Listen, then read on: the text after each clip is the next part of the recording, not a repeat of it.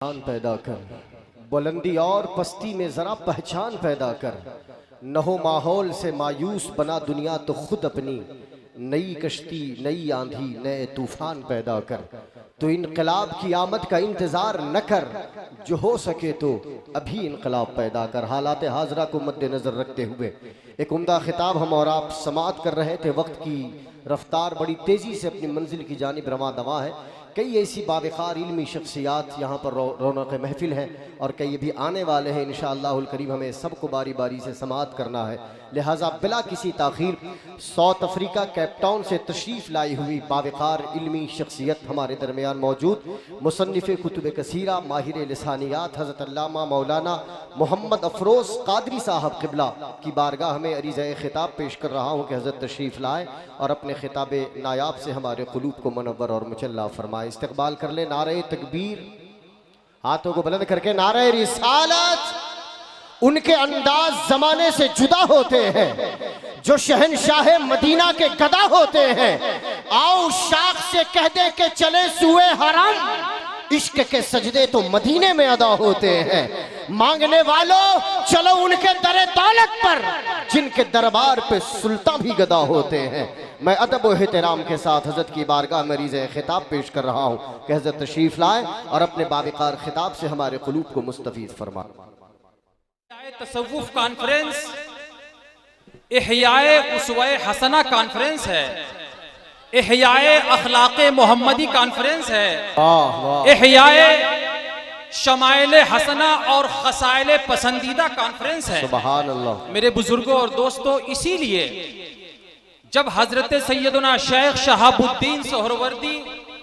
رحمت اللہ تعالی علیہ کی بارگاہ میں عرض کیا گیا کہ اے شاہ سہرورد، یہ بتائیں کہ تصوف کسے کہا جاتا ہے، تصوف کی ایک جامع تعریف آپ ہم سے بیان فرما دیں۔ انہوں نے کہا تھا کہ اے پوچھنے والے، اگر تو تصوف کی حقیقت جاننا چاہتا ہے تو سن لے،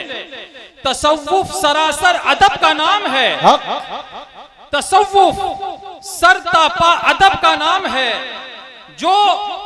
اس راہ میں ادب کے بغیر آئے گا اسے کچھ بھی نہیں ملے گا۔ جو سالک ادب سے محروم رہا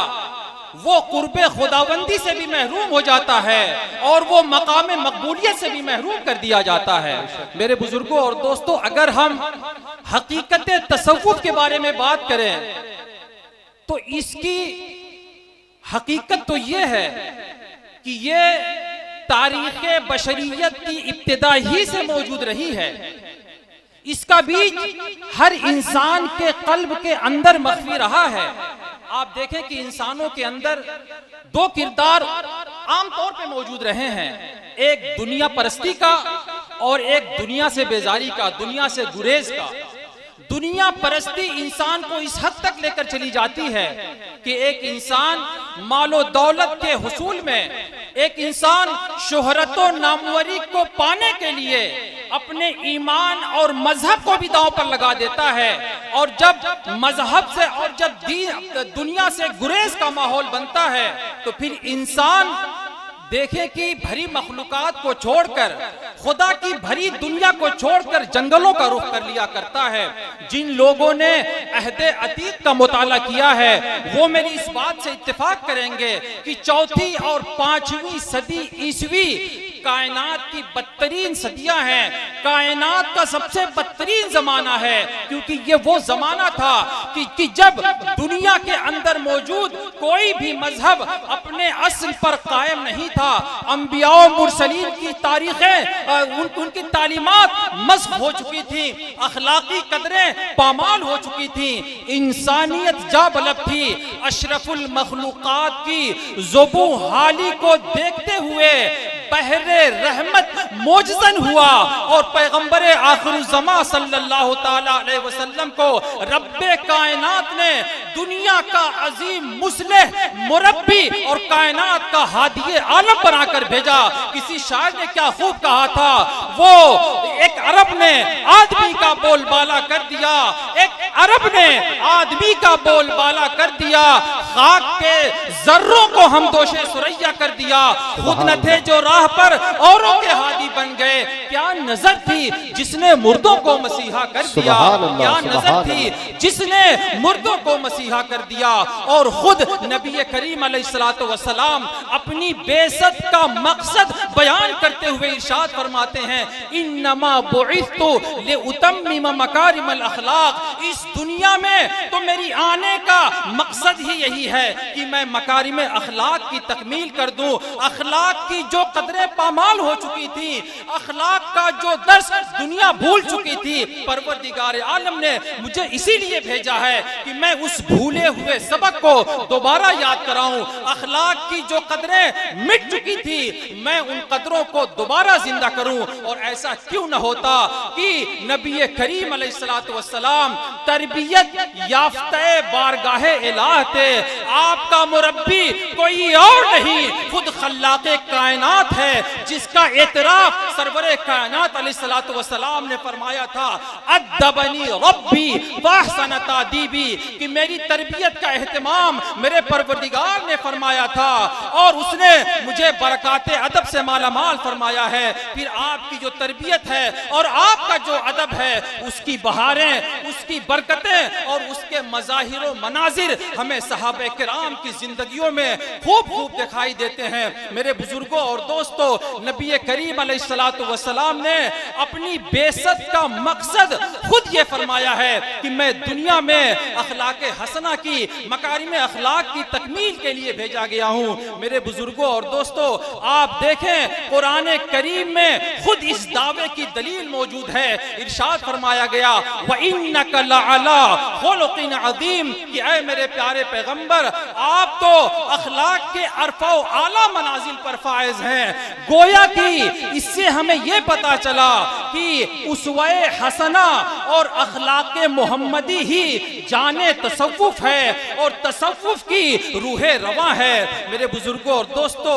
قرآن کی ایک مشہور آیت کریمہ ہے یا ایھا الذین آمنوا قوا انفسکم واہلیکم نارا, اے ایمان والو اپنے آپ کو بھی اور اپنے اہل خانہ کو بھی جہنم کی آگ سے بچاؤ. ترجمان قرآن حبر الامہ حضرت عبداللہ بن عباس رضی اللہ تعالی عنہما سے جب اس آیت کریمہ کی تفسیر پوچھی گئی تو آپ نے فرمایا کہ اس آیت کریمہ کا مطلب یہ ہے کہ تم خود بھی اخلاق و آداب سے مزین ہو جاؤ اور اپنے اہل خانہ کو بھی اخلاق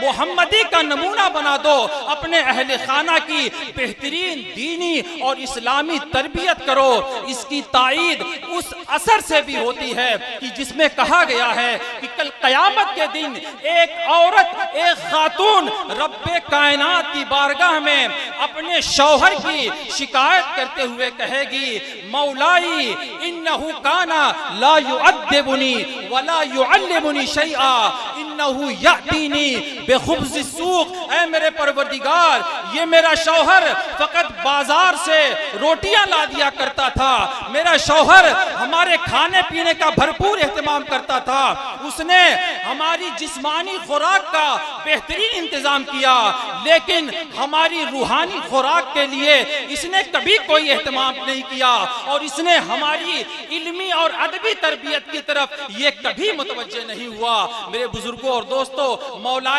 کائنات حضرت علی رضی اللہ تعالی عنہ نے بھی یہی فرمایا ہے کہ اس آیت کریمہ کا مطلب یہ ہے کہ یعنی علموہم وعدبوہم, یعنی اپنے اہل خانہ کی کو ایسے علم و ادب سے آراستہ کرو کہ جو کل قیامت کے دن انہیں جہنم کی آتش سوزا سے بچا سکے, جو انہیں دوزخ کی آگ سے محفوظ رہ سکے. میرے بزرگوں اور دوستوں, عموماً اس موقع پر یعنی جب کوئی تصوف کا موقع ہوتا ہے, تصوف پر جب کوئی بات کی جاتی ہے تو اس موقع پہ سب سے مشہور حدیث پاک حدیث جبریل ہی ہوتی ہے کہ جس کے تیسرے سوال پر کہ جب حضرت جبریل نے پوچھا تھا مل احسان یا رسول اللہ, سرور کائنات علیہ الصلوۃ والسلام نے اس کے جواب میں فرمایا تھا ان تعبد اللہ کأنک تراہ، کہیں پر آیا ہے ان تخشى اللہ کأنک تراہ، کہیں آیا ہے ان تعمل للہ کأنک تراہ فإن لم تکن تراہ فإنہ یراک، یعنی تم اللہ سبحانہ وتعالی کی عبادت ایسے کرو، تم اللہ سبحانہ وتعالی کی خشیت اپنے دل و دماغ میں اس طرح پیدا کر لو، تم اللہ جل مجدول کریم کے لیے کوئی کام کوئی عمل ایسے کرو کہ جیسے تم اسے دیکھ رہے ہو، اور اگر تم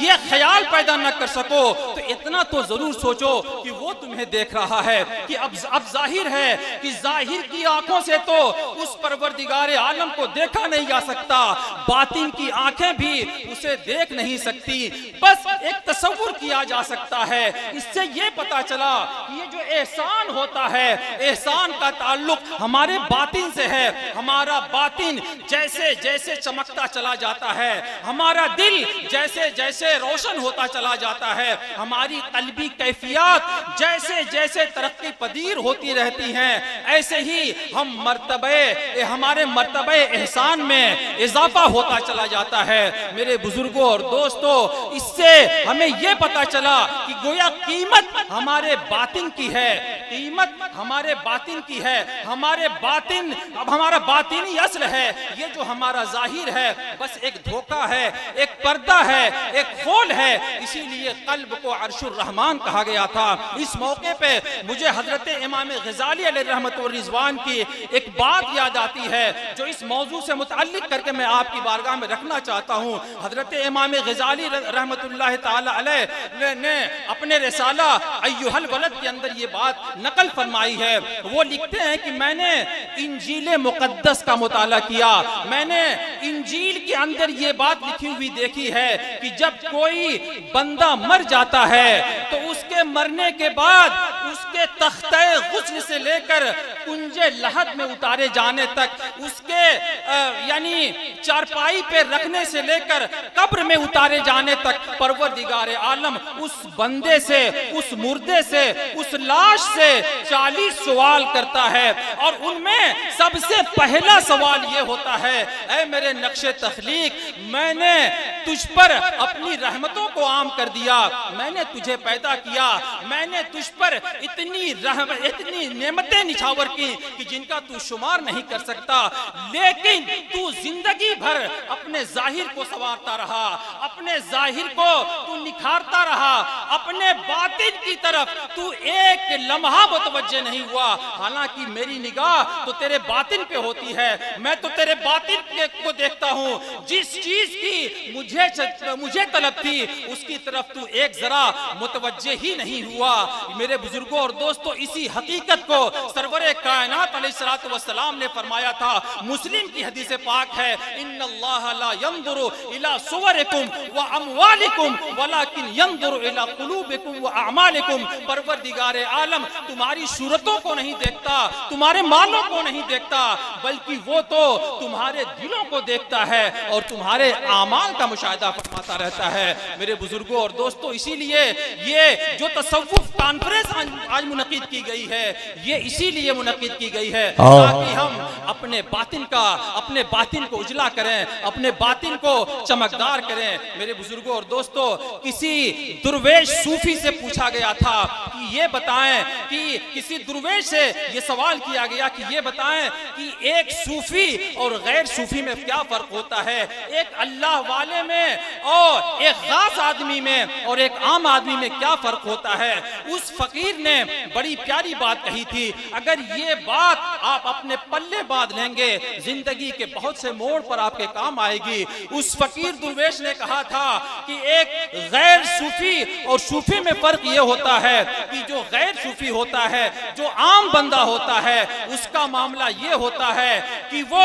اپنی مرضی کے مطابق اپنی زندگی کو گزارتا ہے، وہ خود اپنی مرضی کا مالک بنا پھرتا ہے، اپنے نفس کا غلام رہتا ہے، جس کے بارے میں قرآن نے کہا تھا ارأیت من اتخذ الہہ ہوا، اے میرے محبوب کیا آپ نے اس بخت کو نہیں دیکھا کہ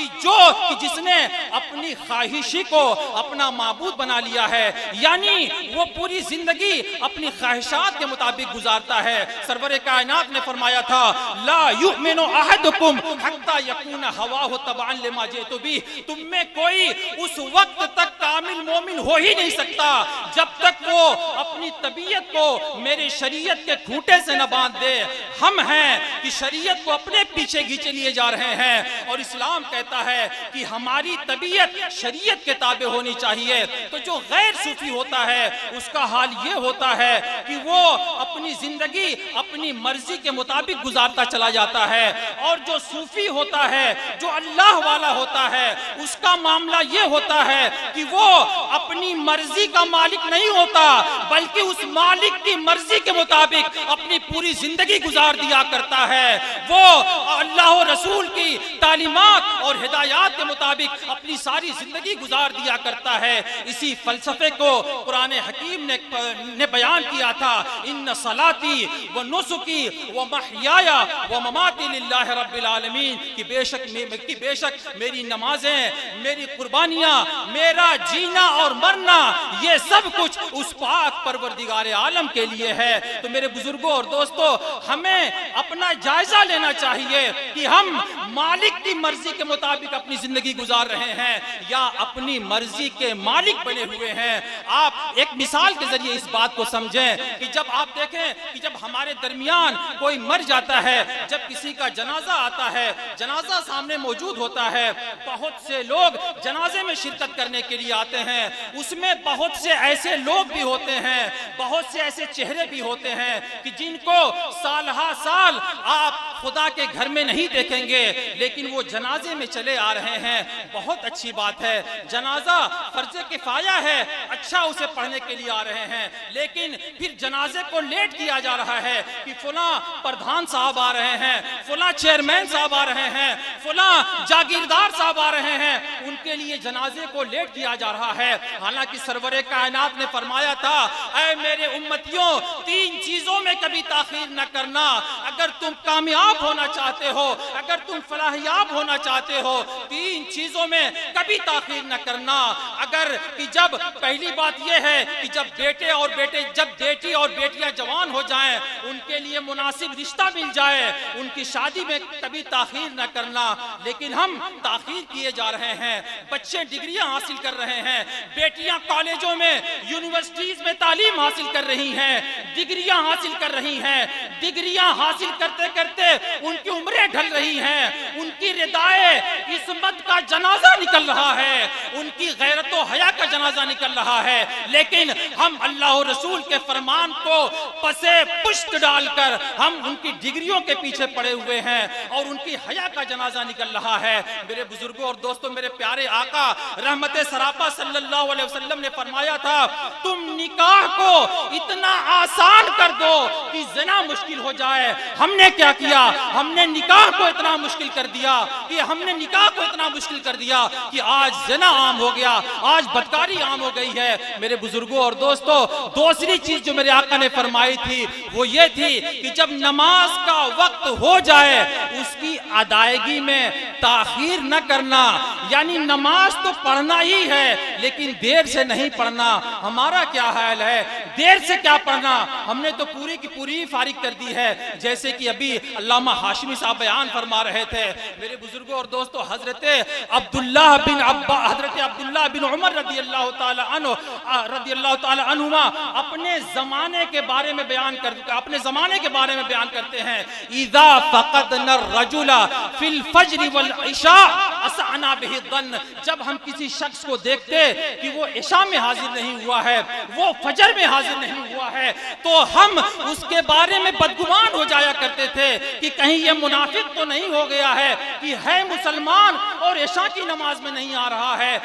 کلمہ پڑھنے والا اور فجر کی نماز میں وہ غائب ہے۔ تو حضرت عبداللہ بن عمر رضی اللہ تعالی عنہما فرماتے ہیں کہ ہم صحابہ کرام کے زمانے میں ہم یہ دیکھتے تھے کہ اگر کوئی شخص فجر و عشاء میں غائب ہے تو ہم سمجھتے ہیں کہ یہ منافق تو نہیں ہو گیا۔ آپ کا کیا خیال ہے کہ اگر وہ آج ہمارے اس زمانے کو دیکھ لیتے کہ جب ہم فجر اور عشاء تو کیا ہم تو پانچوں چھوڑے بیٹھے ہیں، تو ہمارے بارے میں ان کا گمان کیا ہوتا، اس کا تو ہم کوئی تصور بھی نہیں کر سکتے۔ پھر تیسری چیز جو آپ نے بیان کی تھی وہ یہی تھی کہ جب جنازہ سامنے موجود ہو تو اس کی ادائیگی میں تاخیر نہ کرنا، لیکن ہم تاخیر کر رہے ہیں کیوں؟ اس لیے کہ ہمیں اللہ اور رسول کے فرمان کی کوئی پرواہ نہیں ہے، ہمیں رشتہ داریاں نبھانی ہے، ہمیں برادری کا پاس و لحاظ کرنا ہے۔ اللہ اور رسول ناراض ہو جائے کوئی بات نہیں ہے، لیکن برادری کا کوئی شخص ناراض نہیں ہونا چاہیے۔ یہی معیار ہمارے اس معاشرے کا رہ گیا ہے۔ میرے بزرگوں اور دوستوں، ہمیں اپنی ترجیحات کو بدلنے کی ضرورت ہے۔ ہمیں اس بات کا فیصلہ کرنا ہے کہ ہم اپنی مرضی کے مطابق زندگی گزار رہے ہیں یا اس مالک کی مرضی کے مطابق ہماری زندگی گزر رہی ہے۔ آخری بات کہہ کے میں آپ سے رخصت ہو جانا چاہتا ہوں۔